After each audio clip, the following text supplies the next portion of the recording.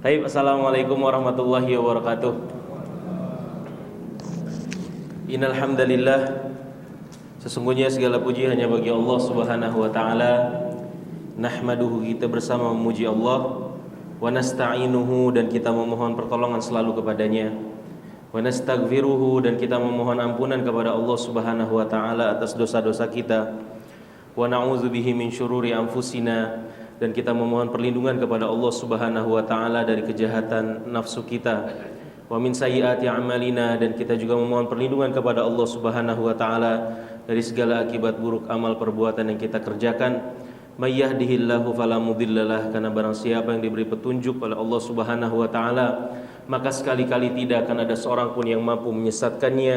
Wa may yudlil fala hadiyalah, dan barang siapa yang disesatkan oleh Allah Subhanahu wa taala, maka sekali-kali tidak akan ada seorang pun yang mampu memberikannya petunjuk. Asyhadu an la ilaha illallah wahdahu la syarikalah, wa asyhadu anna Muhammadan abduhu wa rasuluh wa safiyuhu wa khaliluh, salawatu rabbi wa salamuhu alaihi wa ala alihi wa sahbihi wa sallama tasliman katsira. Qala Allahu azza wa jalla, a'udzu billahi minasyaitonir rajim. Ya ayyuhalladzina amanu taqullaha haqqa tuqatih wa la tamutunna illa wa antum muslimun. Wahai orang-orang yang beriman, bertakwalah kalian kepada Allah dengan sebenar-benarnya takwa, dan jangan sekali-kali kalian mati kecuali dalam keadaan Islam. Fa inna asdaqal hadithi kitabullah, maka sebenar-benar perkataan adalah firman-Nya Allah Subhanahu wa taala. Wa khairul hadi hadi Muhammadin sallallahu alaihi wasallam, dan sebaik-baik petunjuk adalah petunjuknya Nabi kita Muhammad sallallahu alaihi wasallam. Wa syarrul umuri muhdatsatuha, dan seburuk-buruk perkara adalah perkara-perkara baru yang diada-adakan di dalam agama. Fa inna kulla muhdatsatin bid'ah, karena setiap perkara-perkara baru yang diada-adakan di dalam agama adalah bentuk kebid'ahan. Wa kulla bid'atin dhalalah, dan setiap kebid'ahan merupakan kesesatan. Wa kulla dhalalatin finnar, dan setiap kesesatan tepatnya adalah di neraka. Hadirin sekalian dan hadirat yang dirahmati Allah Subhanahu wa taala, pertama-tama marilah kita panjatkan puja dan puji syukur kita kehadirat Allah Subhanahu wa taala atas limpahan rahmat, karunia dan inayahnya kepada kita bersama. Terkhusus adalah nikmat keimanan dan nikmat amal soleh, sehingga kita hingga detik ini masih menjadi hamba-hamba Allah Subhanahu wa taala yang menjalankan ketaatan kepadanya. Lalu salawat dan salam marilah kita curahkan kepada junjungan kita, suri tauladan kita, Nabi kita Muhammad sallallahu alaihi wasallam, kepada seluruh keluarganya, seluruh sahabatnya dan umatnya yang menerima dan beramal dengan risalah yang telah beliau perjuangkan hingga akhir zaman kelak. Hadirin sekalian, segala puji bagi Allah, kita kembali bisa berkumpul bersama di masjid yang kita cintai ini. Semoga tetap dalam penuh keikhlasan hati dalam thalabul ilmi, sehingga kita mampu mendapatkan keberkahan-keberkahan ilmu dari Allah Subhanahu wa taala. Yang terbesar daripadanya adalah kita bisa beramal dengan ilmu yang sudah kita dapatkan, dan Allah Subhanahu wa taala berkenan untuk menambah rasa takut kita kepadanya selalu seiring dengan bertambahnya keilmuan kita. Hadirin sekalian, tanggal berapa Syaban ini, Pak? Tanggal berapa Syaban? 20? 22, 23? Ikhtilaf. Sebentar lagi kita akan menyambut bulan Ramadan. Maka saya nasihati diri saya pribadi, bahwa Pak dan hadirin sekalian semuanya, untuk bersama-sama muhasabah. Salah satu wasiatnya para ulama kita sebelum datangnya bulan Ramadan adalah muhasabah diri, introspeksi diri kita, hadirin sekalian. Introspeksi diri kita. Kata sebuah athar dari Umar bin Khattab, seorang muslim yang baik adalah orang-orang yang tidak terjatuh kepada lubang yang sama untuk dua kalinya. Kalau kita introspeksi diri kita, sementara kita temui Ramadan kita yang lalu itu belum maksimal ibadahnya kepada Allah Subhanahu wa taala, maka kita harus pastikan dengan introspeksi diri kita itu, semoga Ramadan tahun ini akan lebih baik daripada Ramadan yang lalu. Dan ini satu kemestian. Ketika kita seorang muslim yang baik, kita harus bisa menatap masa lalu kita, belajar dari masa lalu kita, belajar dari Ramadan tahun lalu kita, mana yang kurang maka kita akan tambahkan di sana. Maka muhasabah diri baik-baik, hadirin sekalian. Dan event sebesar Ramadan itu, hadirin sekalian, perlu sekali kita persiapkan. Jangan sampai kita masuk bulan Ramadan tanpa persiapan. Persiapan mental kita, persiapan fisik kita, persiapan hati kita yang paling penting. Ya, persiapan. Satu ketika dalam sebuah riwayat itu Abu Darda, seorang sahabat Rasulullah Shallallahu Alaihi Wasallam, ya beliau sedang bersama orang-orang, ya sedang bersama orang-orang saat itu. Maka beliau Abu Darda berkata kepada orang-orang, Alaisa idza safara ahadun minkum an yasta'idda. Ya, Abu Darda bilang, bukankah jikalau seorang dari kalian, salah seorang dari kalian itu ingin melakukan sebuah perjalanan, dia pasti akan mempersiapkan diri. Maka orang-orang bilang, ya betul begitu, kita pasti akan mempersiapkan diri. Maka kemudian kata Abu Darda, fa inna safaral akhirah ab'adu ma tusafirun. Sesungguhnya perjalanan akhirat kalian itu apa? Sepanjang-panjang perjalanan yang akan kalian lakukan. Maka orang-orang saat itu bertanya kepada Abu Darda, ya maka apa yang seharusnya kita persiapkan? Apa yang harus kita bekali diri kita? Dengan apa? Maka kata Abu Darda ada dua, hadirin sekalian. Ya, salatun fi zulmatil laili, ya liwahsyatil kuburi, kata Abu Darda. Salatlah, jangan malas-malas salat di tengah malam yang gelap gulita, karena sesungguhnya tidak ada yang akan menandingi gelapnya kubur. Dan kemudian kata Abu Darda, wasumu tulan nahar, ya lituli yaumin nusyur, kata Abu Darda. Kemudian apa? Bersabarlah dengan siam kita di siang hari yang panjang. Karena sesungguhnya ya perjalanan kita nanti di hari kebangkitan itu akan sangat melelahkan dan panjang. Maka hadirin sekalian, ini tamu istimewa dan tidak setiap kita itu dikaruniai oleh Allah Subhanahu wa taala kesehatan, kesempatan ya untuk apa? Beramal di bulan Ramadan. Dan sekarang tinggal beberapa hari lagi, tinggal menghitung hari lagi kita akan sampai kepada bulan Ramadan.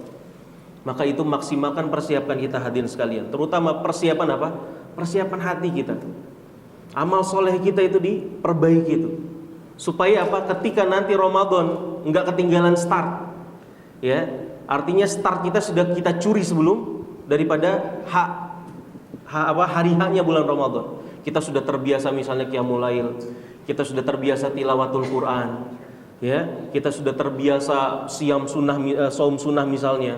Ya itu persiapan-persiapan yang kita bisa lakukan supaya nanti ketika hari Ramadan kita tinggal melanjutkan tren positif kita yang sudah kita bangun. Ya, maka hadirin sekalian ingat. Saya pernah mengatakan bahwa jangan sekali kita berpikir bahwa ada Ramadan lagi nanti tahun depan. Ya. Jangan kita sekali-kali berangan bahwa nanti kita bisa akan mendapatkan Ramadan lagi tahun depan.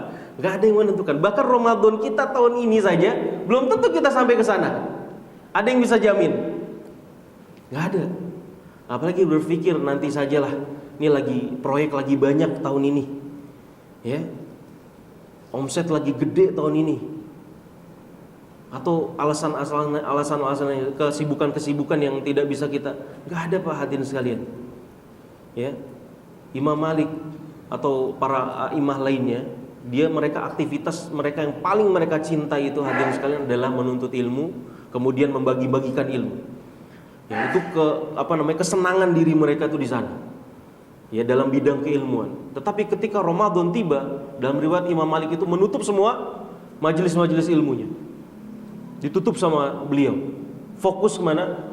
Fokus Quran, fokus ibadah-ibadah di bulan Ramadan. Beliau tinggalkan hal yang sangat beliau cintai, sangat beliau sukai, yaitu ilmu. Ya, maka dari itu hadirin sekalian, ingat ya, seorang muslim yang baik adalah prioritas utamanya adalah akhirat. Ya, jangan sampai dunia yang sedikit yang tidak apa-apanya, yang tidak ada apa-apanya itu bisa membuat kita menomorduakan akhirat kita. Ya, bulan Ramadan itu sangat berharga. Baik hadirin sekalian, kita lanjutkan pembahasan kita. Sampai mana kita terakhir, Pak? Sampai mana terakhir?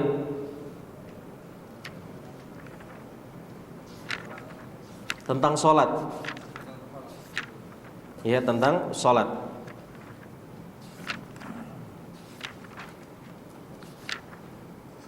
Ya, kita kemarin sampai, kalau tidak salah ya, kita sampai kepada pembahasan tentang apa? Abu Bakar dan Umar ya, dalam permasalahan sholat. Ya, Abu Bakar saat Rasulullah SAW wafat, kemudian terjadi ketidakstabilan di negara kaum muslimin, negara Madinah saat itu, terjadi banyak kemurtadan, dan kemudian ada golongan orang-orang yang tidak mau bayar zakat. Ya, dan di sini pembahasan kita terakhir adalah ya, alasan kemudian Abu Bakar memerangi orang yang tidak membayar zakat. Ya, kenapa? Karena Allah Subhanahu wa taala, menurut Abu Bakar, ya, Allah Subhanahu wa taala selalu menyandingkan antara sholat dan zakat. Wa aqimus shalah wa atuz zakat. Ya, dirikanlah sholat dan tunaikanlah zakat. Disandingkan selalu oleh Allah Subhanahu wa taala. Umar, ya, salah seorang sahabat yang mulia, beliau mengatakan kepada Abu Bakar, "Wahai Abu Bakar, bagaimana kamu memerangi orang-orang yang sudah mengucapkan syahadat?" Ya, muslim mereka. Nah, terjadi dialog ya, dan insya Allah nanti kalau tidak salah ya, di hadis ke-9 atau hadis ke-10 itu nanti ada hadisnya tentang permasalahan ini. Tetapi pada intinya hadirin sekalian, penulis ini Ustadz kita Ustadz Firanda hafizahullah taala, beliau mencantumkan tentang hukum meninggalkan sholat itu semata-mata untuk apa? Tahzir kita. Ya, untuk apa? Mewanti-wanti kita bahwa persoalan sholat itu bukan permasalahan yang sepele, sama sekali bukan persoalan yang sepele, hadirin. Ya, bukan salah satu persoalan yang sepele. Kita bisa nomor 2 kan? Nggak bisa itu sholat. Kita sudah kita bacakan kemarin kan, bagaimana konsekuensi orang yang meninggalkan sholat. Ya, yang menjadi pertanyaan kuis kita apa kemarin? Ada 2 golongan. Yang golongan pertama apa? Kalau mereka meyakini bahwa sholat itu nggak wajib, apa hukumnya? Ya, keluar dari Islam. Kalau dia meyakininya bahwa sholat itu tidak wajib. Kalau dia masih meyakini sholat itu wajib, tetapi dia malas nggak sholat, hukumnya apa? Hukumnya apa? Ikhtilaf para ulama. Apakah dia kafir atau tidak? Ya. Maka persoalan ini hadirin sekalian semata-mata disampaikan oleh ustadz kita di dalam syarahnya ini untuk mewanti-wanti. Karena sebagian kaum muslimin, atau bisa kita katakan sebagian besar kaum muslimin, ada yang sudah ya meremehkan sekali yang permasalahan sholat ini. Ya, tidak mengindahkan waktu sholat. Ketika azan itu masih santai-santai dalam aktivitasnya. Ya. Bahkan tidak tidak merasa bersalah ketika mereka meninggalkan sholat. Dan ini nggak boleh terjadi sama kita. Apalagi thalibul ilm, apalagi penuntut ilmu seperti antum-antum. Ya, maka nggak boleh. Permasalahan sholat adalah permasalahan yang sangat besar. Itu bentuk tahzir. Dan perlu diperhatikan hadirin sekalian, sebuah faidah ketika saya di kampus ya, di kelas, ketika membahas tafsir surat Al-Baqarah. Saya lupa surat Al-Baqarah ayat berapa. Hafidhu ala salawati wa salatil wusta itu surat Al-Baqarah ayat berapa? Juz kedua. Ini faidah yang baik sekali yang saya ingat selalu Pak hadirin sekalian. Dalam surat Al-Baqarah 238 dan 239. Ini bagus sekali. Saat itu guru saya dosen saya menerangkan tentang permasalahan bagaimana di antara indahnya sholat itu disampaikan oleh Allah Subhanahu wa taala. Dan sangat penting sekali, terutama bagi kita para kepala keluarga. Perhatikan ini, Pak. 238,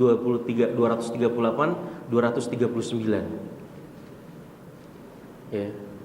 Itu bisa baca nih. Ya, coba ada satu orang yang baca coba. Yang suaranya bagus.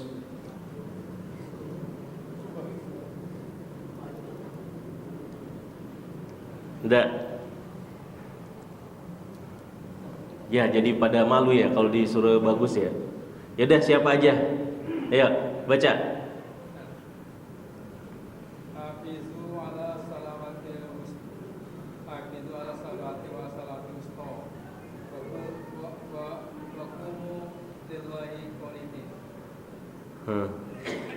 Apa artinya?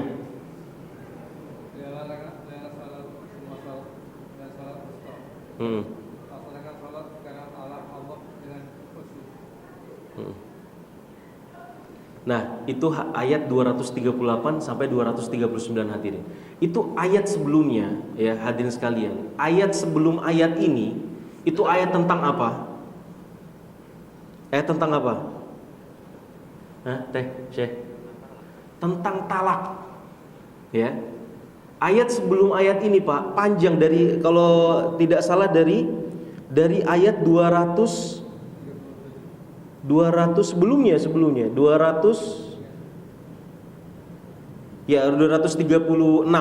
ya. Dari ayat 236 hadirin sekalian, atau sebelumnya juga tentang perpisahan sebenarnya. 236 itu masalah tolak, Pak. Masalah cerai. Ya, dan kemudian ayat setelahnya juga masih nyambung lagi tentang masalah perceraian lagi. Ya. Jadi apa hubungannya antara sholat dan cerai, Pak? Ini salah satu diantara faidah, diantara sir atau rahasia daripada sholat yang disebutkan oleh para ulama. Ya, di tengah gonjang ganjing rumah tangga yang sudah sampai ada kata perpisahannya, Allah Subhanahu Wa Taala menyelipkan itu kata apa? Perintah untuk apa?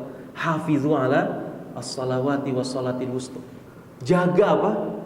Jaga apa? Sholat. Ya. Talak siapa yang mensyariatkan? Talak siapa yang mensyariatkan? Allah. Ya. Hati kita siapa yang menguasai, Pak? Allah juga. Ya. Maka ini salah satu solusi di antara solusi dalam problematika rumah tangga ya bagi kita seorang muslim itu, Pak. Salat, Pak. Perhatikan.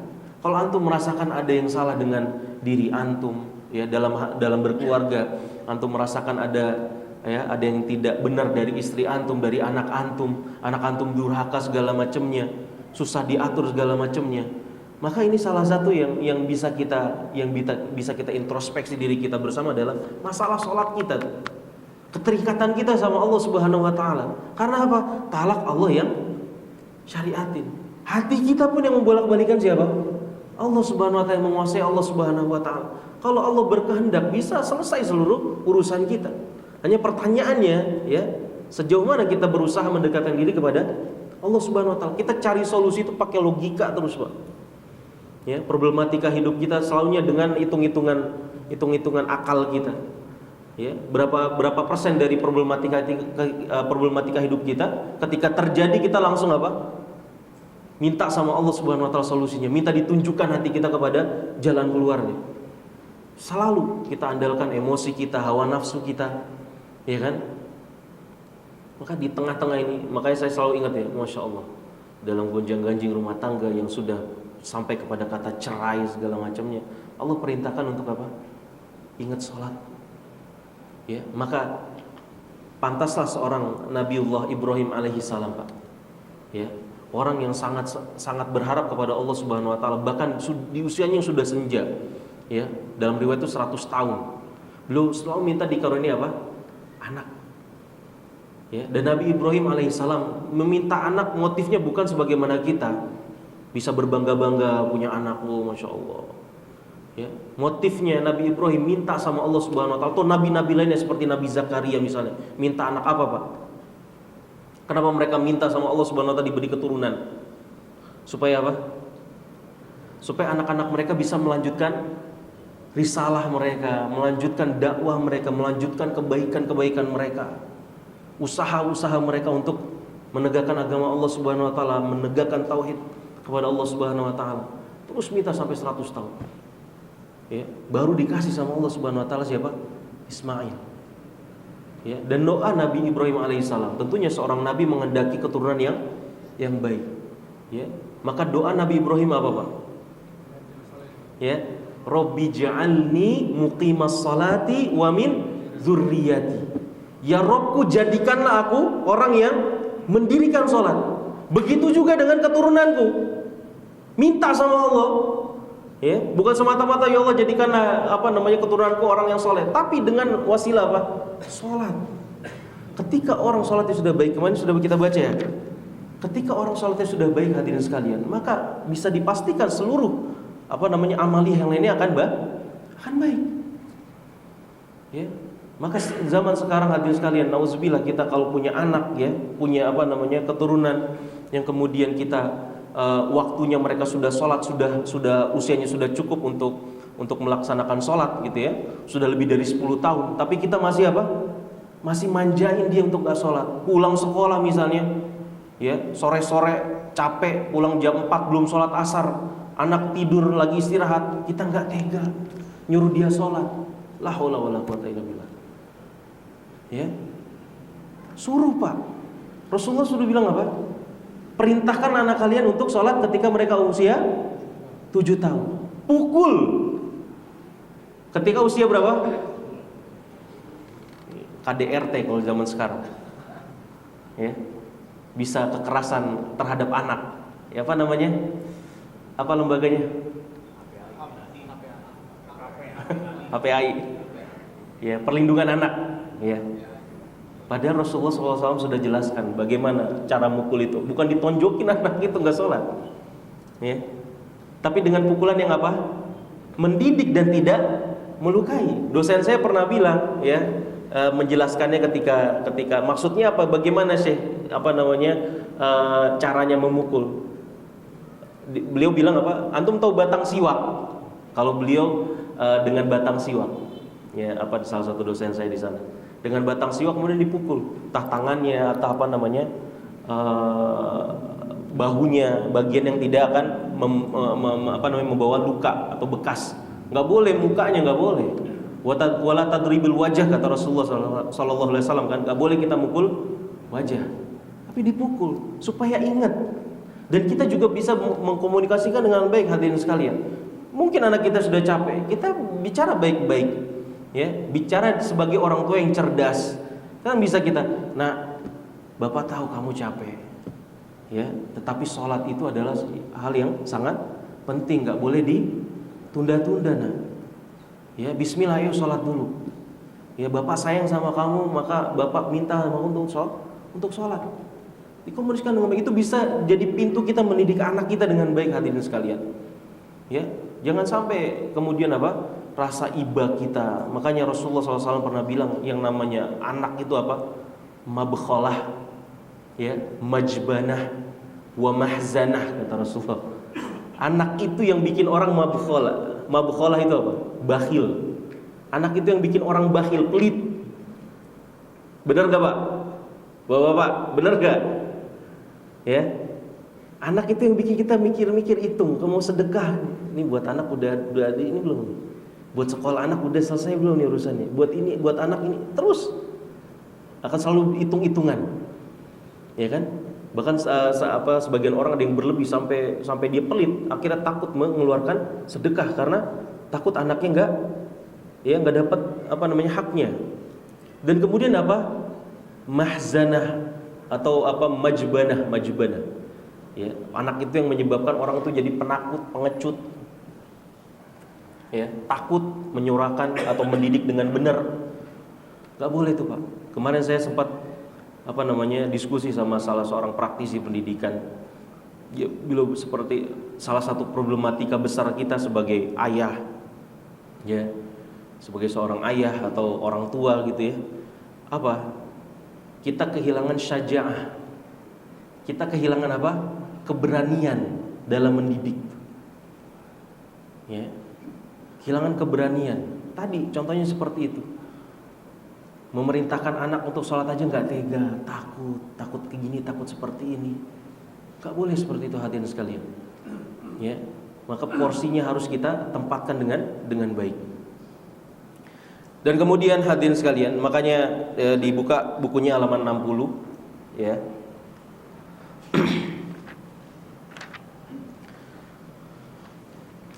Halaman 60.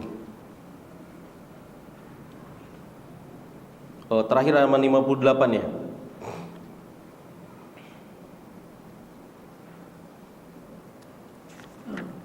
Oh enggak. halaman 57 afwan. Dari halaman 57 dulu kita baca, baru nanti kita jelaskan.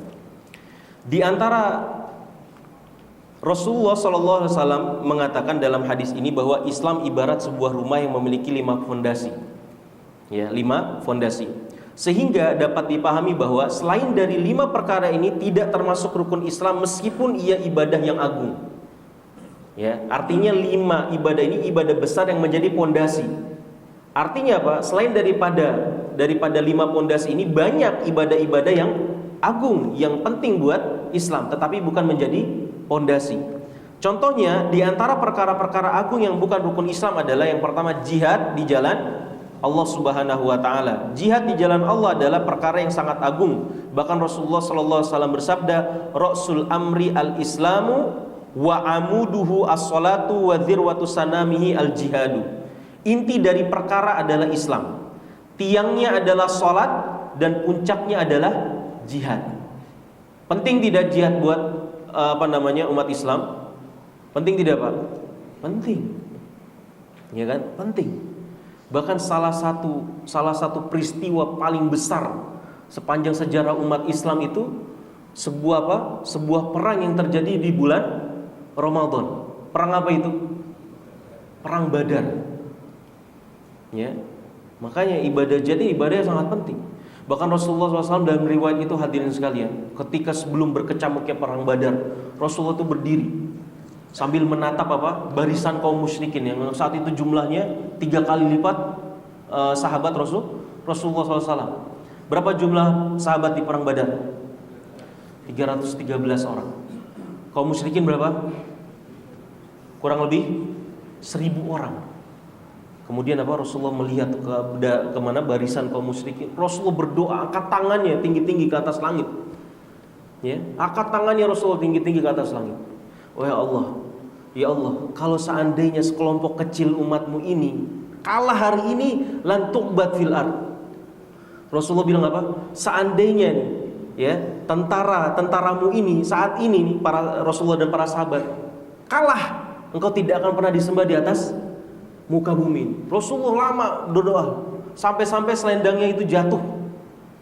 Kemudian diangkat sama Abu Bakar. Abu Bakar bilang apa? Wahai Rasul, sudah cukup. Ya. Allah pasti akan memenangkan kita. Allah pasti akan memberikan atau merealisasikan janjinya kepadamu. Ya. Peristiwa penting di dalam sejarah umat Islam, bahkan terpenting. Ya, bahkan di antara peristiwa-peristiwa paling penting yang terjadi di dalam sejarah umat Islam.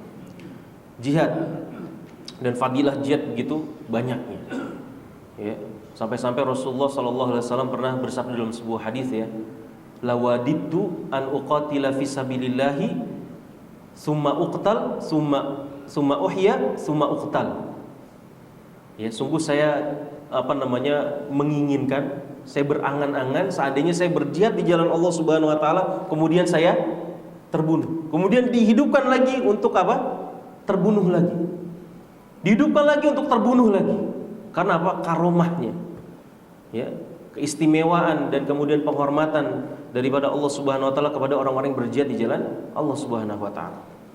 Dan kemudian di antara perkara-perkara penting dari ibadah-ibadah penting di dalam Islam tetapi bukan termasuk rukun Islam, disebutkan di sini oleh Ustaz Firanda hafizahullah taala adalah amar ma'ruf nahi munkar.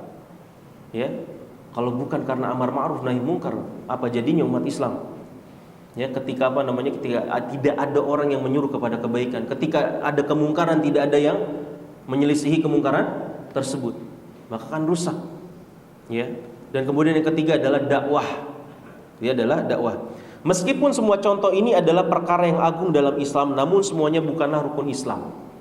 Mengapa 3 perkara di atas tidak termasuk rukun Islam? Hal ini dikarenakan 3 hal tersebut tidak selalu ada sepanjang masa, berbeda dengan rukun Islam yang selalu ada. Artinya jihad kadang diperlukan, kadang tidak. Ya, kadang urgent, kadang tidak. Amar ma'ruf nahi munkar tidak setiap saat juga. Ya, dan kemudian dakwah pun demikian. Tetapi rukun Islam setiap person, ini kita berbicara tentang person, ya. Artinya dalam hak individu, rukun Islam harus terus ada di dalam diri kita. Ya. Contohnya adalah jihad. Kelak ketika Nabi Isa turun, maka jihad sudah tidak ada lagi. Hal ini dikarenakan kaum muslimin kelak akan menang atas orang-orang kafir. Begitu juga dengan amar ma'ruf nahi mungkar. Meskipun dia agung, namun tidak seagung salat di sisi Allah Subhanahu wa taala. Demikian pula dengan dakwah, ia dibutuhkan setiap saat, namun tidak seperti rukun Islam. Artinya dalam hak individu. Dengan demikian, ketika kita mengetahui bahwa 5 perkara tersebut adalah perkara yang penting dan Rasulullah SAW mengumpamakannya sebagai sebuah bangunan, maka hendaknya kita memperhatikan beberapa hal. Ya, jadi hadirin sekalian, ini secara langsung ya, kita ini harus mengerti satu konsep besar di dalam agama kita, hadirin. Ya, ibadah itu kan banyak ya, Pak. Ibadah banyak gak, Pak? Jenisnya banyak sekali. Ya, saya sudah pernah sampaikan apa yang pernah saya sampaikan definisi ibadah. Ada yang ingat gak? Dapat kitab yang bisa? Hah? Masih kurang. Ayo, langsung dapat nih, beneran.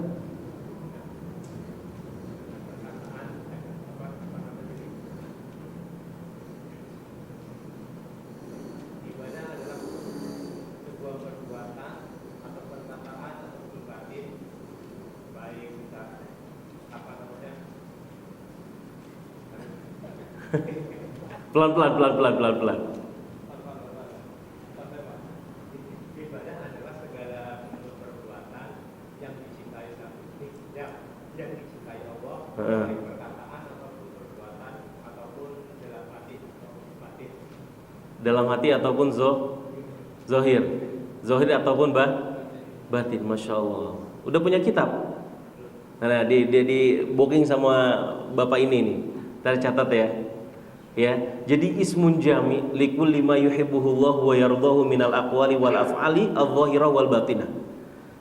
Ya, ibadah itu adalah segala sesuatu, ismun jami, segala sesuatu.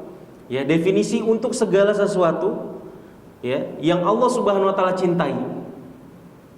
Minal aqwali wal af'al, dari baik itu perbuatan, perkataan, adh-dhahira wal batinah. Ya, meskipun terlihat ataupun tersembunyi di dalam hati. Ini namanya ibadah. Ibadah, karena ibadah itu banyak, hadirin sekalian. Muslim itu harus tahu skala prioritas. Mana yang harus kita prioritaskan, mana yang tidak perlu kita prioritaskan, mana yang harus kita dahulukan, mana yang bisa kita akhirkan. Ini penting sekali. Ya, karena muslim yang baik itu, hadirin sekalian, muslim yang baik adalah mereka yang bisa memahami antara maslahat sama madarat. Ya, maslahat sama madarat tahu dia, ini mana yang baik, mana yang buruk. Muslim yang baik. Tapi muslim yang cerdas, hadirin sekalian, muslim yang cerdas adalah, ini sebagaimana kata Syekhul Islam Ibnu Taimiyah. Muslim yang cerdas itu apa? Yang bisa membedakan yang paling maslahat di antara maslahat. Mana perkara yang paling bermanfaat, mana yang perlu diprioritaskan daripada perkara-perkara yang maslahat. Atau perkara yang paling buruk di antara perkara-perkara yang buruk. Ini muslim yang cerdas. Ya, laisal aqilu, kata beliau, laisal aqilu man ya'lamul khair minasyarr, walakinnal aqil man ya'lamu khairal khairain wa syarras syarrain. Kata beliau. Muslim yang cerdas itu bukan hanya yang bisa membedakan antara baik dan buruk. Baik dan buruk kita insyaallah mayoritas tahu, paham. Zina haram, ya kan? Pernikahan halal, tahu. Tetapi muslim yang cerdas adalah ketika mereka bisa mengetahui mana yang paling maslahat di antara kemaslahatan, mana yang kemaslahatan yang harus mereka dahulukan daripada yang lainnya. Atau ya, dari antara perkara-perkara yang buruk dia bisa tahu mana yang buruk. Ya, seperti itu ya, hadirin sekalian. Makanya ini perlu kita perhatikan. Seorang muslim itu harus cerdas dalam beramal. Ya, apalagi kita nih di sini yang insyaallah adalah orang-orang yang beramal, yang mau beramal. Ya, muslim-muslim yang sangat besar motivasinya untuk beramal kepada Allah Subhanahu wa taala, maka jangan sampai semangat kita ini yang membutakan kita. Ya, artinya kita tidak tahu skala prioritas dalam ibadah-ibadah kita. Di antaranya hadirin sekalian, ya di antaranya yang pertama, kita harus paham nih, ini sebagaimana dikatakan oleh Ustadz Firanda hafizahullah taala, ya, yang pertama hadirin, amalan itu bertingkat-tingkat. Ya, sebagaimana disebutkan tadi, amalan itu bertingkat-tingkat. Makanya Rasulullah bilang tadi apa? Rasul amri al-islamu. Ya, perkara paling penting adalah Islam. Kemudian tiang-tiangnya adalah salat. Ya, dan kemudian zirwatus sanamihi apa? Al-jihad. Puncak tertingginya adalah jihad fisabilillah. Artinya apa? Agung. Ada ibadah-ibadah yang diagungkan. Makanya salah satu dalam sebuah hadis ya, Abdullah bin Mas'ud pernah bertanya kepada Rasulullah, "Ayul amali afdol?" Wahai Rasulullah, apa ibadah yang paling agung itu? Mana ibadah yang paling utama itu? Maka kata Abdullah bin Mas'ud, kata Rasulullah apa? Yang pertama apa? Birrul walidain. Bukan, as-salatu ala waqtiha. Ya, kata Rasulullah, yang paling agung, paling utama adalah salat tepat pada waktunya. Kata Abdullah bin Mas'ud, qultu sumai, lalu apalagi wahai Rasulullah? Birrul walidain, berbakti kepada kedua orang tua. Kemudian kata Abdullah bin Mas'ud lagi, qultu sumai, lalu apalagi wahai Rasulullah? Al jihadu fi sabilillah. Bertingkat-tingkat. Harus paham. Makanya bagaimana kita mengetahui tingkatan-tingkatan amal tersebut? Belajar. Ya. Jangan sampai kita giat beribadah tapi kita nggak tahu skala prioritas ibadah tersebut. Yang penting kita nggak kerjakan, yang kurang penting kita tekuni, ya kan? Bahkan dalam sebuah hadis juga Rasulullah SAW pernah bersabda, al-imanu bid'un wasab'una syu'bah, a'laha syahadatu alla ilaha illallah wa adnaha imatatul adza 'anit thariq. Rasulullah, iman itu ada 70 sekian cabang. Yang paling tinggi adalah kalimat tauhid la ilaha illallah. Dan kemudian yang paling rendahnya menyingkirkan gangguan dari jalan manusia. Maka yang perlu kita perhatikan pertama, ketika kita adalah seorang muslim yang beramal, ya, apalagi di zaman dimana kita banyak informasi yang masuk kepada kita yang tidak terbendung, ya. Meskipun itu informasi baik atau informasi buruk, dua-duanya sama. Kita mudah sekali mendapatkannya. Dan kadang-kadang ya informasi yang terlalu over ini membuat kita tidak paham tentang skala prioritas dalam amalan kita, ya.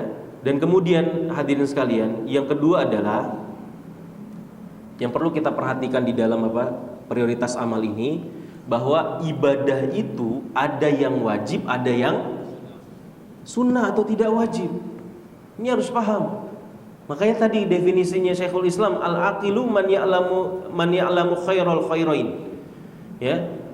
Orang yang muslim yang cerdas adalah yang bisa tahu mana yang perlu dia dahulukan daripada yang lain dalam amalan-amalannya.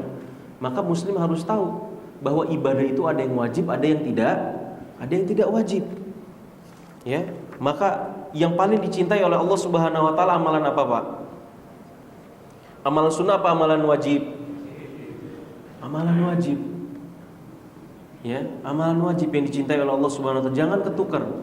Makanya kata Rasulullah sallallahu alaihi wasallam, ya, dalam riwayat hadis qudsi, Allah Subhanahu wa taala berfirman, "Wa ma taqarraba ilayya 'abdi bi syai'in ahabbu ilayya mimma aftaratuhu alaihi." Ya, kata Allah Subhanahu wa taala apa? Dan tidaklah seorang hamba bertakarub kepadaku, beribadah kepadaku dengan sesuatu yang lebih aku cintai daripada perkara-perkara yang aku sudah wajibkan kepadanya.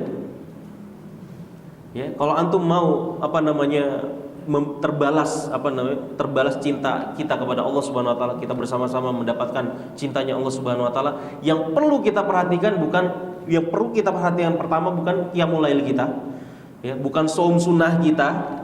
Ingat Pak ya, bukan perkara-perkara sunnah tambahan-tambahan, bukan sedekah sunnah kita, tetapi yang kita perhatikan apa? Yang wajib tuh, sholat kita tuh, sholat wajib kita tuh, bagaimana kualitasnya?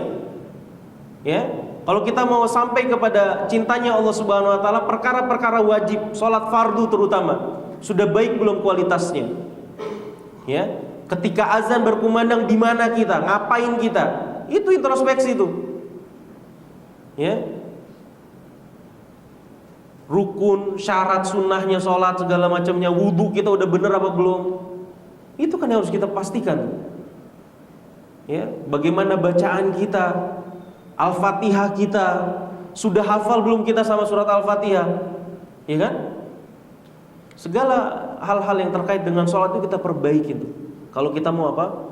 Kalau kita mau memperbaiki cinta kita kepada Allah Subhanahu wa taala. Ya, sholat kita, ketika kita sholat fardu, ketika imam membaca Al-Fatihah misalnya, sudah nyambung belum, connect belum sama hati kita. Ya kan? Alhamdulillahirabbil alamin. Jangan sampai hadir. Ada yang di sini belum hafal terjemah surat Al-Fatihah? Jangan tunjuk tangan deh. Yang sudah hafal angkat tangan. Takut ria. Susah emang nih. Ya? Gimana? Oh, Masya Allah. Gitu ya hadirnya. Diperhatikan ibadah wajib dulu. Karena Allah Subhanahu wa taala nih, ibadah wajib. Nanti kita ada ibadah wajib nih, ibadah fardu gitu. Yang akan kita kita akan lalui. Apa itu? Siam Ramadan. Itu perbaikin tuh. Jangan sampai hadirin sekalian, definisi yang nyangkut di otak kita sampai umur berapa di sini paling tua? 35, 40, ya paling tua di antara antum kayaknya 50 kayaknya. Ya, jangan sampai kita sudah berusia sampai 50 tahun, definisi siam kita di otak itu cuma menahan lapar sama haus. Padahal kata para ulama, menahan lapar sama haus itu segampang-gampangnya apa? Siam. Level siam yang paling mudah dijalanin apa? Menahan lapar, menahan haus. Itu yang paling gampang levelnya. Yaitu definisinya anak TK, anak SD tuh, Pak. Ya. Maka banyak orang-orang ketika di siang bulan Ramadan masih rofas, ya, ngomongnya masih kotor, masih marah-marah, marah-marahin istri, marah-marahin anak, marah-marahin pembantu. Ya, di siang bulan Ramadan karena definisinya masih definisi anak TK, lapar sama haus doang ditahan. Ya, padahal Rasulullah SAW pernah bilang apa? Man lam yada' qaula zur wal amala bihi falaysa lillahi hajah, ya, an yada'a ta'amahu wa syarabahu.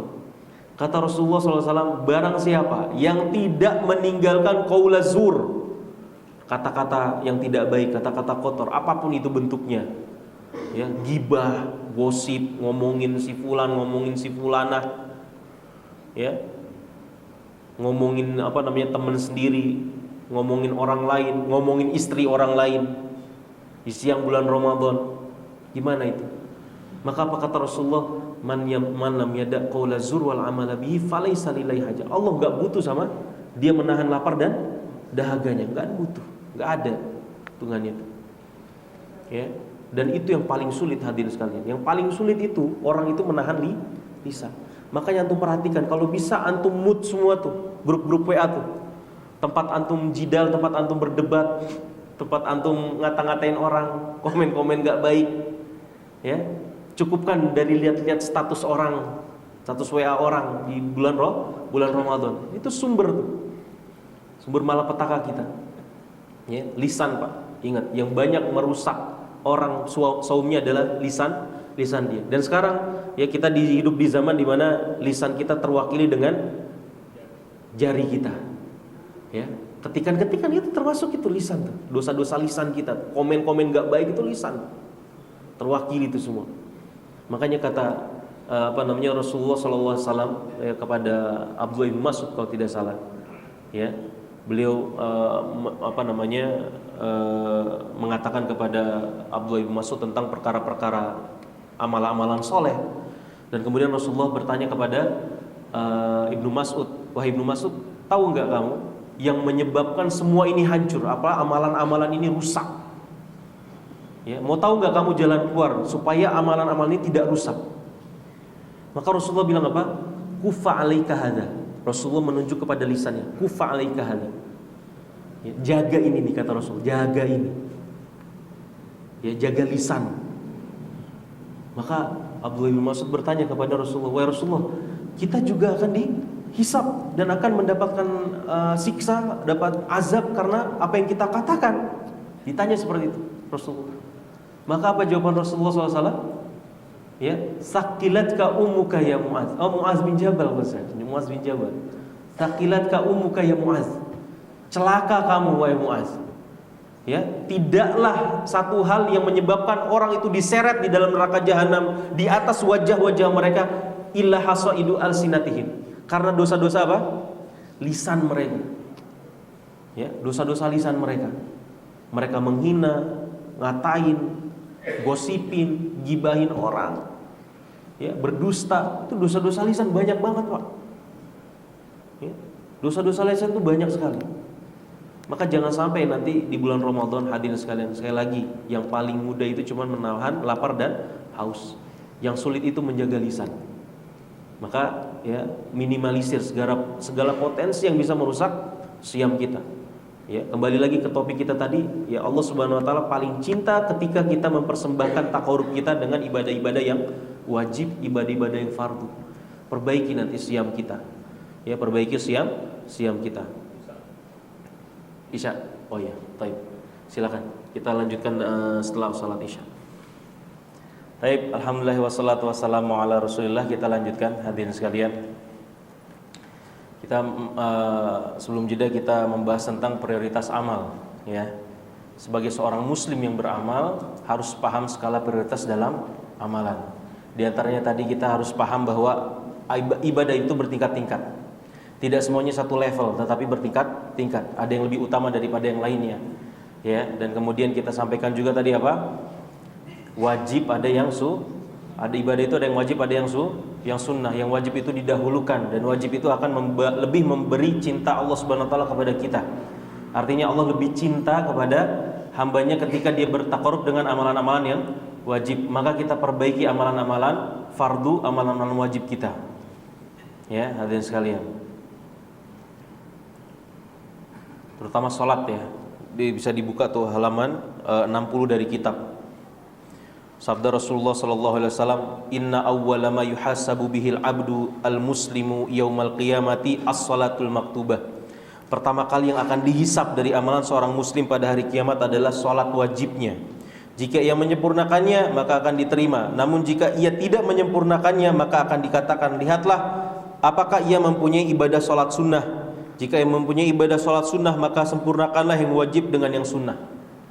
Ya, maka kita sempurnakan dulu yang wajib, baru kemudian kita bisa fokus kepada yang sunnah. Jangan sampai yang wajib belum beres, kemudian kita sudah fokus kepada yang sunnah. Yang wajib belum beres.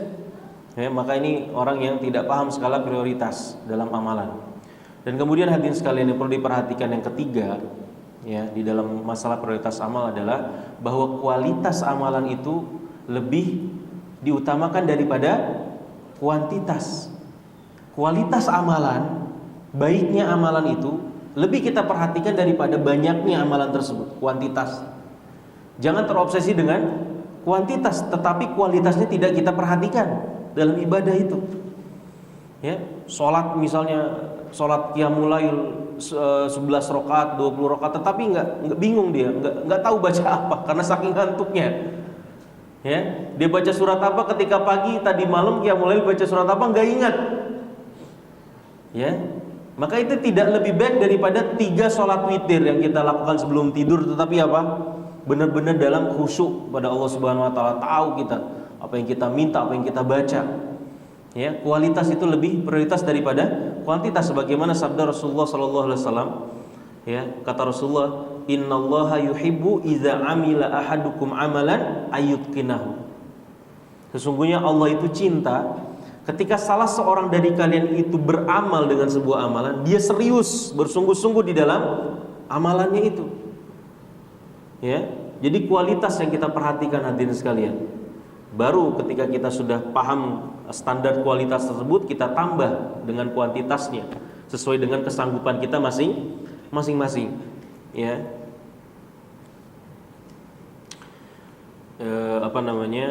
sebagaimana yang mungkin saya pernah sampaikan ini ya, dalam kisah ashabul orang-orang yang terjebak di dalam gua kan, masing-masing dari mereka itu punya amalan-amalan yang mereka berwasilah dengan amalan tersebut sehingga mereka terselamatkan ya dari dalam gua itu. Ya, orang-orang ini hadirin sekalian, yang 3 orang terjebak dalam gua ini, semuanya punya amalan-amalan yang mungkin kita semua punya. Ya, salah seorang dari mereka birrul walidain.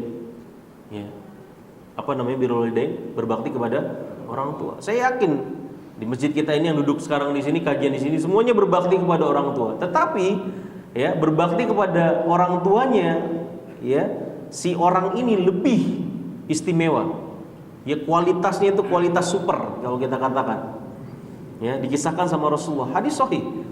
Rasulullah bilang apa? Ini orang berbakti sama orang tuanya, ya, dia punya kebiasaan membawakan apa? Susu kepada kedua orang tuanya.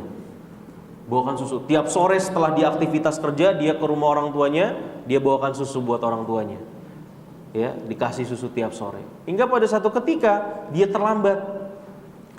Mau ngasih susu, terlambat karena keperluannya, akhirnya dia terlambat datang kedua orang tuanya untuk memberikan susu kepada mereka. Sampai sana, orang tuanya sudah tidur. Sudah tidur. Nah, ini yang membedakan nih, bakti orang ini daripada kita nih. Mungkin yang banyak berbakti kepada orang tua, kualitas dia kualitas super. Ya, saking baktinya sama orang tua dia itu, ya, orang tuanya sudah tertidur. Kalau mayoritas dari kita, apa yang kita lakukan, Pak? Pulang atau diminum. Kita minum karena udah tidur, kita minum. Ya, atau kita pulang besok harinya kita kasih. Orang ini ya istimewa. Kenapa? Dia tetap di depan pintu orang tuanya, Pak. Berdiri dengan membawa apa? Dengan membawa mangkuk susu itu. Diam dia apa namanya? Tidak mau mengganggu orang tuanya, pun dia tidak rela kalau dia pulang. Dia pegang itu mangkok susu di depan rumah orang tuanya, enggak mengetuk. Dia tunggu sampai orang tuanya apa? Bangun di subuh hari. Ya.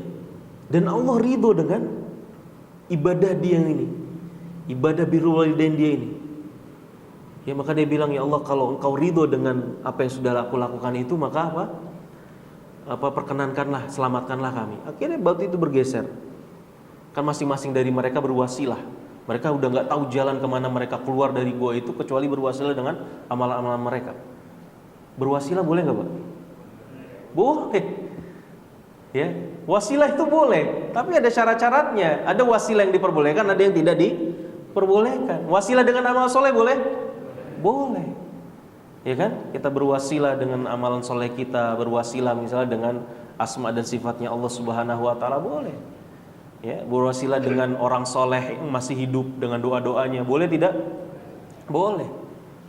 Ya, yang nggak boleh yang di luar itu. Ya, wasilah kepada orang yang sudah mati lah, wasilah kepada si fulan yang tidak termasuk kategori yang diperbolehkan wasilah dengannya. Ya, boleh. Artinya hadirin sekalian, maka ketika kita beramal, kita usahakan kualitasnya. Maka ketika kita siam nanti di bulan Ramadan itu, pastikan bahwa kualitas siam yang kita lakukan untuk Allah Subhanahu wa taala itu baik. Ya, benar-benar memenuhi syarat. Ya, bukan hanya lapar haus saja, tetapi hati kita jaga, lisan kita jaga, tangan kita jaga, kaki kita jaga, semuanya. Ya, jadi benar-benar siam aja kualitas yang baik. Begitu juga sholat kita. Perhatikan hadirin sekalian, ya. Siam, sholat, zakat. Ya, perhatikan dengan baik itu. Dan kemudian hadirin sekalian, di antara dalam persoalan prioritas amal ini yang berikutnya atau yang keempat, ya, bahwa ilmu tentang sebuah amalan itu lebih utama daripada amalan itu sendiri. Ilmu tentang satu amalan itu lebih prioritas daripada amalan itu sendiri. Artinya apa? Ketika kita beramal, kita pastikan kita sudah berilmu tentang amalan tersebut. Jangan kita beramal dengan amalan yang kita nggak tahu ilmunya, ya kan? Kita pastikan bahwa amalan yang kita kerjakan tersebut ada dasarnya, seperti itu. Makanya kata para ulama, man abadallaha bighairi ilmin kana ma yufsidu aktsar mimma yuslih. Ya, orang yang beribadah kepada Allah Subhanahu wa taala tanpa keilmuan, dia akan lebih banyak merusak daripada memberi kebaikan. Ya, lebih banyak merusak daripada memberi kebaikan. Bahaya ketika orang beramal tanpa ilmu. Orang beramal tanpa ilmu. Contohnya hadirin sekalian, di zaman Rasulullah pernah riwayat Imam Ibnu Majah. Ya, ada seorang yang terluka kepalanya, sakit kepalanya, menganga, terluka kepalanya, kemudian apa? Ketika malam hari dia junub. Kalau junub itu harus apa? Mandi besar, ya, mandi janabah. Maka kemudian dia bingung, apakah saya harus mandi sementara ada luka di kepala saya? Ya, kemudian dia ngapain? Tanya teman-temannya, tanya sahabat-sahabatnya. Saya junub, sementara saya punya luka di kepala saya. Bagaimana ini? Apakah saya harus mandi atau saya harus gimana? Ya, maka kemudian kata teman-temannya apa? Ya harus mandi. Kita nggak apa mendapati engkau punya uzur untuk tidak mandi. Ya, dijawab sama teman-temannya seperti itu. Maka kemudian apa? Orang ini mandi kemudian meninggal. Sampailah ke telinga Rasulullah SAW kabar ini. Maka apa jawaban Rasulullah? Qataluhu qatalahumullah. Teman-temannya ini sudah membunuh orang itu. Semoga Allah membinasakan mereka. Ya. Bagaimana tuh? Teman-temannya beribadah, dia memberikan apa? Memberikan jawaban tanpa ilmu. Ya. Bukannya mendapat kebaikan, malah mendapat doa buruk dari Rasulullah SAW.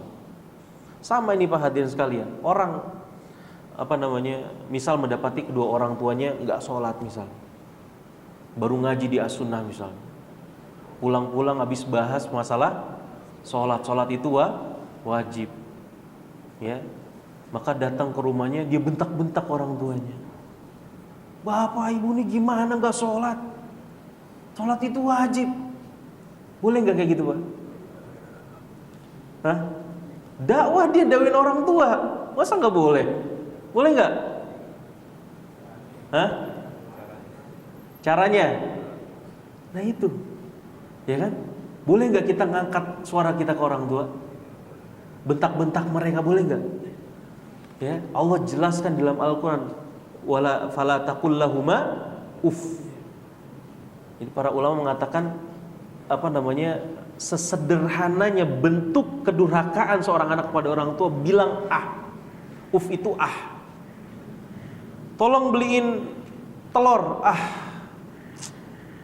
Atau orang Indonesia bisa ah. Gitu kan? Itu sesederhananya bentuk apa? Kedurhakaan. Bagaimana dengan membentak?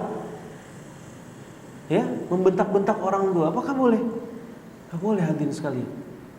Kita pernah ceritakan kan masalah Sa'ad bin Abi Waqqas yang menjadi sebab turunnya ayat Allah Subhanahu wa taala yang mengatakan wa wasainal insana biwalidayhi ihsana hamalathu ummuhu kurha wa wada'athu kurha wa hamluhu wa fisaluhu, bukan itu. Wa wasainal insana biwalidayhi husna. Dan kami wasiatkan, kami perintahkan manusia untuk berbuat baik kepada kedua orang tuanya. Wa in jahadaka ala an tusyrika bima laisa laka bihi ilmun fala tuti'huma wa sahibuhuma fid dunya ma'rufa. Ya, dosa yang Allah paling benci itu dosa kesyirikan. Ya, Allah perintahkan kita untuk berbakti kepada orang tua, bahkan ketika kedua orang tua kita menyeru kita kepada kesyirikan. Bukan hanya syirik tetapi apa?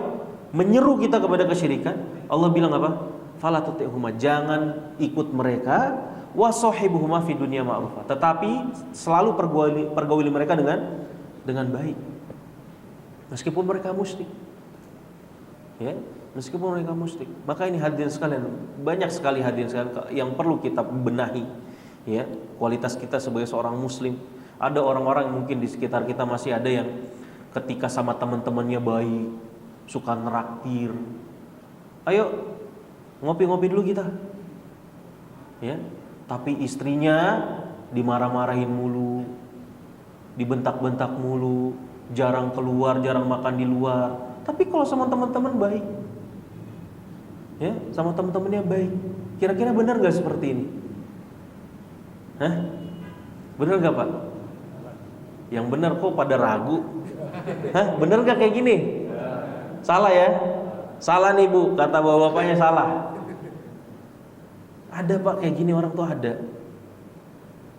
Jangan sampai seperti ini, karena Rasulullah SAW bilang apa? Khairukum li ahli. Sebaik-baik kalian adalah orang yang paling baik terhadap istrinya. Ya, barometernya itu kebaikan kita sama istri, akhlak kita sama istri, bukan akhlak sama temen. Ya, yang jadi barometer maksudnya, ya bukan berarti kita baik sama istri, sama temen gak baik, enggak. Kalau bisa dua-duanya baik. Tetapi yang menjadi patokan kita menjadi muslim yang baik adalah ketika kita baik sama istri kita penuhi hak-hak mereka, kita pergauli dengan baik, itu yang lebih berhak. Ya. Jangan sampai duit jajan kita sehari 100.000 buat teman-teman, 80.000 buat istri 20.000. Ya kan? Ini nggak boleh seperti ini. Dan kemudian hadirin sekalian, yang terakhir, pahamilah bahwa kesinambungan, istiqomah dalam sebuah amalan itu lebih prioritas daripada ketidakistiqomahan dalam sebuah amalan. Artinya amalan kecil tetapi istiqomah itu lebih baik, ya, lebih prioritas kita wujudkan daripada amalan yang besar tetapi enggak istiqomah. Paham Pak ya? Jadi meskipun amalan itu tidak banyak, tetapi kita bisa istiqomah, continue dalam melakukannya, ya, tidak terputus. Maka ini salah satu jawabannya Ibunda Aisyah ketika ditanyakan tentang amalannya Rasulullah. Ya, Ibunda Aisyah bilang kana amaluhu dimah. Amalannya Rasulullah SAW itu apa? Continue. Rasulullah itu enggak memutus amalan. Artinya ketika beliau punya satu amalan, beliau terus amalkan itu. Ya, maka dalam sebuah hadis Rasulullah bilang apa? Ahabul a'mali ilallahi adwamuha wa in qalla. Sebaik-baiknya amal, ya, amalan yang paling dicintai oleh Allah Subhanahu wa taala adalah amalan yang dikerjakan terus-menerus meskipun ia sedikit. Ya. Antum sholat 20 rakaat qiyamul lail cuman setahun sekali. Ya. 20 rakaat satu malam doang. Dalam waktu misalnya 3 bulan. Dibanding dengan apa? Sholat witir sebelum tidur, tetapi antum bisa continue misalnya. Sebelum tidur witir dulu. Sebelum tidur witir dulu. Ya, tetapi antum bisa terus-terusan. Lebih baik yang mana kira-kira berdasarkan hadis Rasulullah tadi? Lebih baik yang mana? 3 rakaat. Sederhana. Ya, sebelum kita tidur. Dan itu salah satu wasiatnya Rasulullah kepada Anas bin Malik. Ya. Anas bin Malik. Anas bin Malik atau Ibnu Abbas, ya, saya lupa. Antara Anas bin Malik atau Ibnu Abbas radhiyallahu taala anhuma. Kata Rasulullah apa? Ausani khalili, ya, an utira qabla an anam, rakaatai duha wa an asuma salasata ayyam min kulli syahrin. Jadi wasiatnya Rasulullah kepadaku ada 3. Yang pertama rakaatai duha, 2 rakaat salat duha, dan kemudian wa an utira qabla an anam, saya salat witir sebelum saya tidur, dan kemudian salat 3 hari setiap bulannya. Ya, puasa apa? Ayyamul bid. Ya, seperti itu.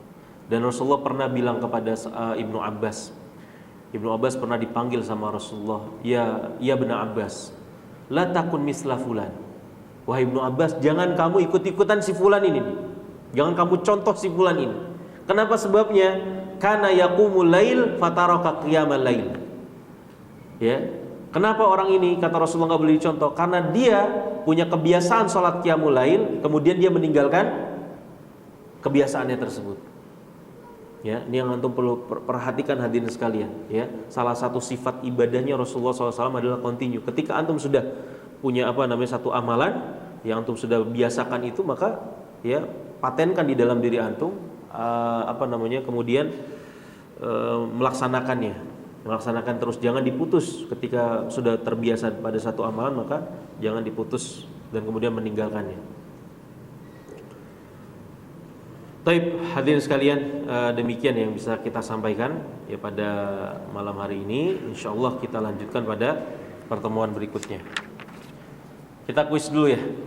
Mau kuis? Berapa orang yang belum dapat buku? Angkat tangan. Oh. Masih 10. Antum belum dapat, Pak? Aduh, harus ikut kuis. Masih banyak, ada 10-an ya. Masya Allah. Berarti mayoritas sudah pada dapat kitab ya.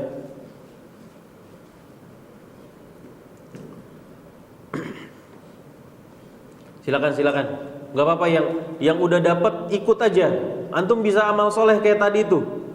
Ya, dengan wasilah antum bisa bagikan kitab tuh. Dapat insya Allah. Makanya kasih ke orang yang rajin. Ya, maka anak sering bilang hadirin sekalian nih, sebaik-baik teman antum itu teman di tempat kajian. Ya. Kalau bisa tahu nama tuh, kenalan, setiap pulang kenalan, lumayan 1 orang 2 orang kenalan siapa namanya. Ya. Kata siapa? Kalau tidak salah kata Hasan Al-Basri. Ya. Kata beliau, ikhwanuna ahabbu ilaina min ahlina. Teman-teman kami, ikhwan kami, artinya di majelis-majelis ilmu itu lebih berharga bagi kami daripada keluarga kami. Ya. Kenapa? Ahluna, keluarga kami itu selalu ngingetin kami tentang dunia dan dunia. Tetapi teman-teman kami ya di dalam majelis-majelis ilmu selalu mengingatkan kami tentang akhirat. Ya, kenalan. Hadirin sekalian, lumayan banyak kan kenalan. Senyum, salam, ya kan? Salim.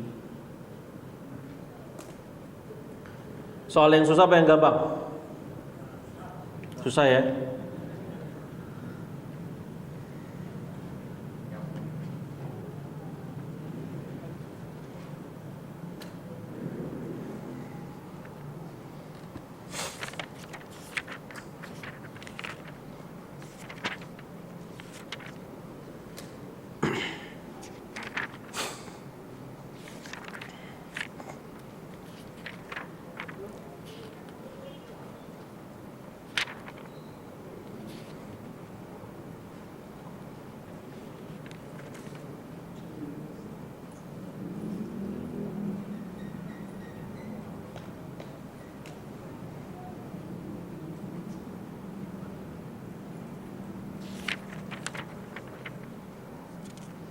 Insyaallah nanti pekan depan tinggal, kalau masih ada ya, pekan depan kita rampungkan hadis ketiga ini. Ya nanti di bulan Ramadan kita bahas hadis keempat. Atau pekan depan? Hari pekan depan ya? Kemungkinan ya. Berarti kalau pekan depan libur berarti. Libur apa?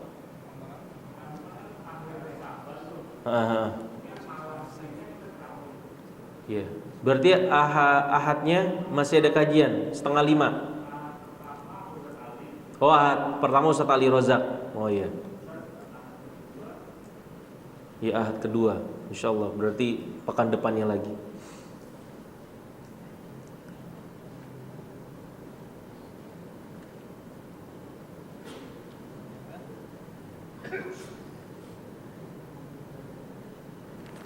Ya.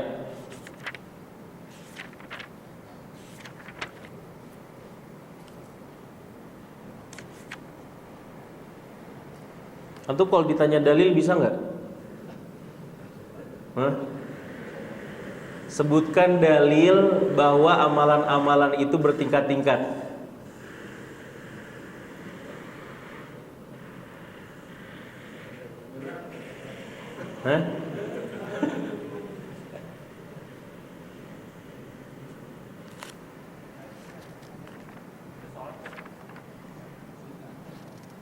Atau gini.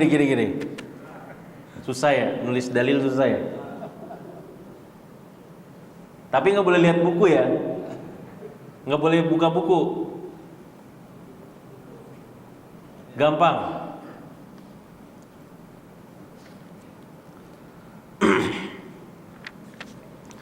Disebutkan oleh Ustadz Firanda Hafizahullah Ta'ala, ya ada amalan-amalan besar di dalam agama Islam, tetapi bukan termasuk daripada rukun Islam. Beliau sebutkan ada 3 tuh. Yang disebutkan oleh beliau apa aja tuh tadi? Gak boleh ada yang lihat buku, bintitan yang lihat buku. Ada 3, ya kan? Gampang banget itu. Perkara-perkara besar di dalam Islam bukan termasuk rukun Islam, tetapi dia penting. Salah satu ibadah yang tidak bisa ditinggalkan untuk kemuliaan Islam. Apa aja?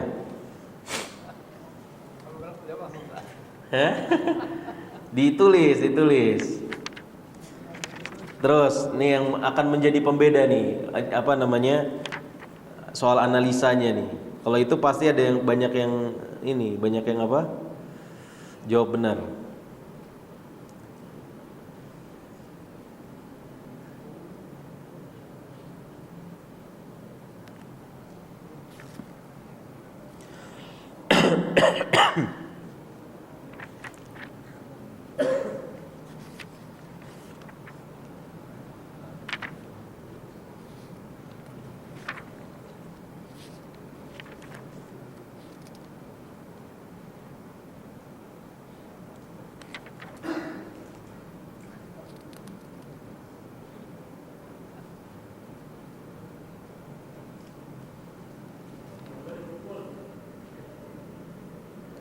Udahlah, satu aja.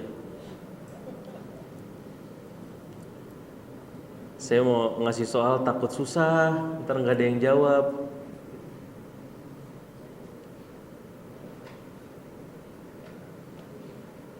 Ini PR juga hadirin sekalian. Jadi kalau ada dalil itu, paling tidak antum bisa tahu, paham, meskipun terjemahannya, ya. Saya seringkali ketika dalil itu saya ulang terjemahannya supaya antum ngerti, paham. Ya. Tadi contohnya amalan bertingkat-tingkat, kan tadi saya sudah sebutkan.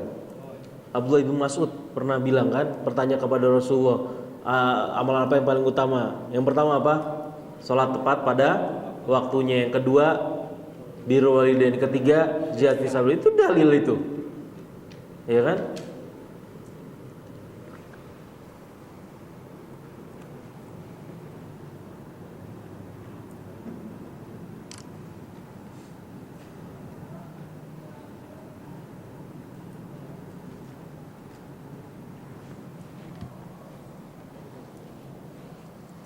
Dah.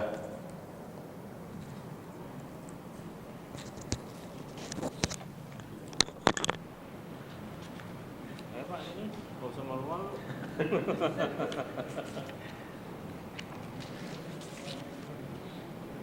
Jangan lupa kasih nama. Nggak ada namanya Angus.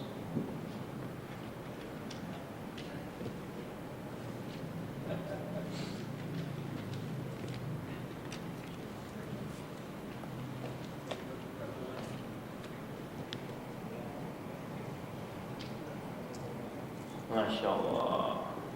Ada.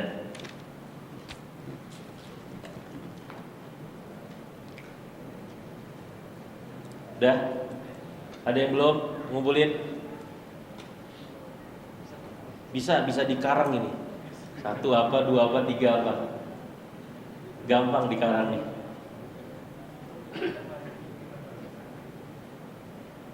Udah.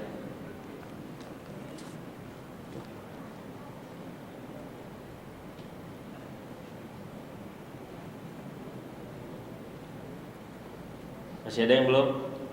Masih ditunggu?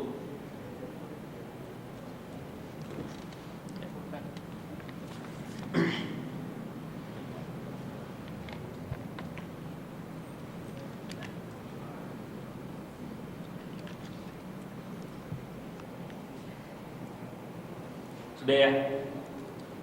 Baik, hadirin sekalian, demikian yang bisa kita sampaikan pada malam hari ini. InsyaAllah kita lanjutkan pada pertemuan berikutnya. Alhamdulillahirabbil alamin. Subhanakallahumma bihamdik, asyhadu an la ilaha illa anta, astaghfiruka wa atubu ilaik. Assalamualaikum warahmatullahi wabarakatuh.